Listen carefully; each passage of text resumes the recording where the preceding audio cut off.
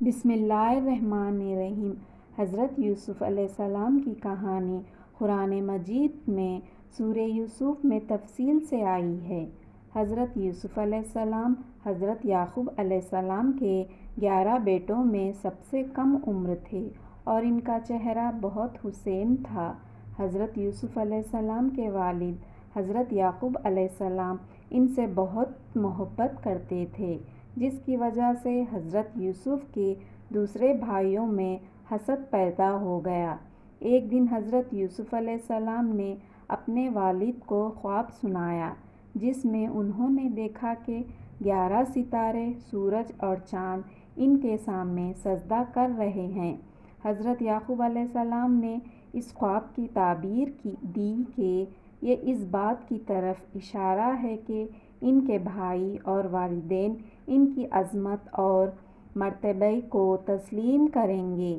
حضرت یوسف کے بھائیوں نے جب یہ خواب سنا تو ان میں حسد بڑھ گیا اور وہ یہ چاہتے تھے کہ یوسف کو کسی طریقے سے نقصان پہنچایا جائے۔ ایک دن انہوں نے یوسف کو لے جانے کے بہانے کنویں میں پھینک دیا اور اس پر خون آلود قمیص ڈال کر اپنے والد کے پاس لے آئے، تاکہ حضرت یعقوب علیہ السلام کو دکھا سکے کہ یوسف کو کسی درندے نے کھا لیا ہے۔ حضرت یعقوب علیہ السلام بہت غمگین ہوئے، لیکن انہیں یقین تھا کہ یوسف کا کچھ نہ کچھ فائدہ ہوگا۔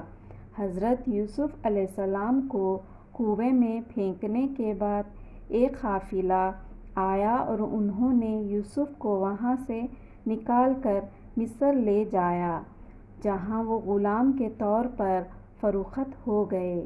وہاں ایک صاحب مال جس کا نام عزیز مصر تھا نے انہیں خریدا اور ان کی تعلیم و تربیت کا آغاز کیا۔ یوسف علیہ السلام کی بے مثال حسن و جمال اور پاکیزگی نے ان کی زندگی کو ایک نیا رخ دیا۔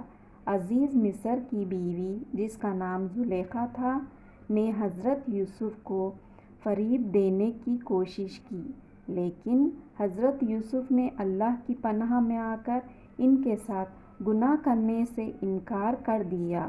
اس کے باوجود زلیخا نے حضرت یوسف پر الزام لگایا اور انہیں قید کروا دیا۔